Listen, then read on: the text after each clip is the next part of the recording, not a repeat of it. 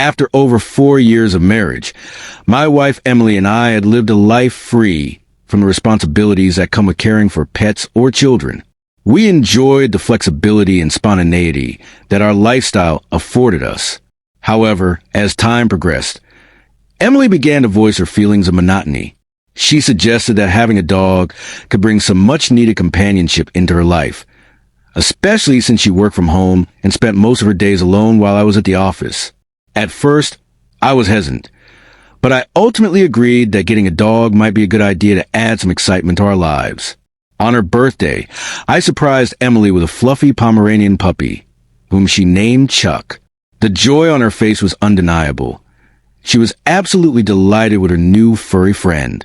In the initial weeks, we devoted our time to potty training and getting Chuck accustomed to going outside.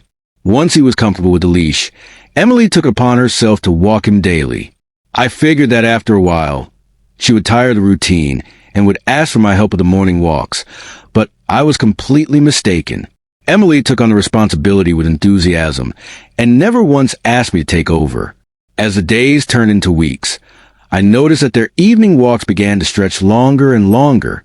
What initially started as short strolls soon transformed into hour-long excursions, sometimes even 2 hours, even though Chuck only needed about 30 minutes of exercise.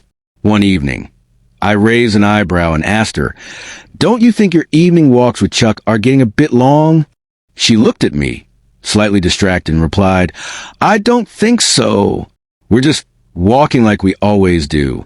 Still concerned, I pressed on. "But it's unusual. Sometimes you're out for almost 2 hours. Are you going somewhere else?" Emily smiled and assured me, No, we just stay in the park by our house. I met a woman who has a Yorkie, and we've been walking together a lot, chatting. I guess we just lose track of time." While I appreciated that she had made a new friend, something about her response unsettled me. It felt slightly off, and I couldn't shake the nagging feeling in the back of my mind. Despite her reassurances, the length of their walks remained a point of concern for me. Eventually, I decided to join Emily in the evenings. She seemed surprised but welcomed my company.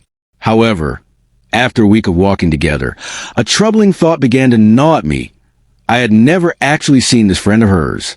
How could Emily be meeting up with her every evening without me ever laying eyes on her or her Yorkie? The whole situation felt suspicious, and I resolved to uncover the truth. I concocted a little white lie, telling Emily that I would be swamped with work for the next few days and wouldn't be able to join her for evening walks. I suggested she go with her new friend instead.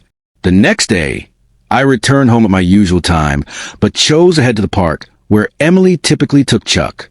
To my dismay, she was there, but not with a woman. She was walking alongside a man who had a dog of his own. Curiosity and concern overtook me, and I decided to give her a call to gauge her reaction. When she saw my name pop up on her phone, she immediately put it back in her bag without answering, while she engaged in an animated conversation with a man, smiling and making direct eye contact. Something felt decidedly off, but I tried to rationalize it. Perhaps they had merely met by chance. After all, he had a dog too, and there was no overt sign of affection. Yet, I wasn't entirely convinced, so I decided to keep an eye on the situation a little longer. Over the next few days, the same pattern continued. Each time I called, she ignored my calls, and each evening, she was out walking with that man, who appeared to be at least a decade younger than her. The sight of it only added to my growing unease. I felt compelled to confront her. When I got home that evening, I went straight to the point, detailing what I had witnessed and mentioned the calls she had ignored. Emily's face flushed and her eyes darted around the room, revealing her surprise at my confrontation. "This is Nick," she finally said, introducing the neighbor who lived a few streets away. When I started walking Chuck, I bumped into him and we became friends. "So it was too uncomfortable to just tell me you were hanging out with a guy?" I pressed, my voice edge-laden with frustration. "Well, I kind of made up the whole friend thing," she admitted, glancing away, her guilt palpable. "Why would you want to hang out with him at all? Is that why you walked the dog, to spend time with him?" My tone sharpened, the hurt evident in my words. "It's just more fun to walk together, you know? He's younger, Only 26, and I'm already 35, she replied, attempting to laugh it off as if it were harmless. But why did you ignore my calls and not just tell me what's going on? I shot back, my heart racing. She paused, caught off guard by my question. I don't know. You obviously didn't need to know everything. That's why you didn't get an answer. Well, I said, try to remain calm. There's clearly something going on here. If you're comfortable with him, then why not just be honest from the start? All this secrecy doesn't sit right with me. Emily spent a long time attempting to downplay the situation, but I refused to let it slide. Eventually, she confessed that she was attracted to Nick. She enjoyed his demeanor, his easygoing nature, and their conversations had become something she genuinely appreciated.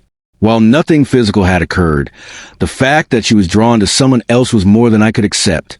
The weight of the revelation hung heavy in the room, and I suggested that she move out so we could have some time apart to clear our heads. During our separation, I came to a painful realization. I could no longer envision a future with Emily. The trust had eroded, and I felt that our relationship had changed beyond repair. I made the difficult decision to pursue a divorce and communicated that to her. Later, I spoke with Nick, who clarified that Emily had approached him first while they were out walking their dogs. He made it clear that he hadn't initiated anything romantic. He had simply been polite and friendly. Once he understood the situation, he ceased all communication, not wanting to complicate matters further.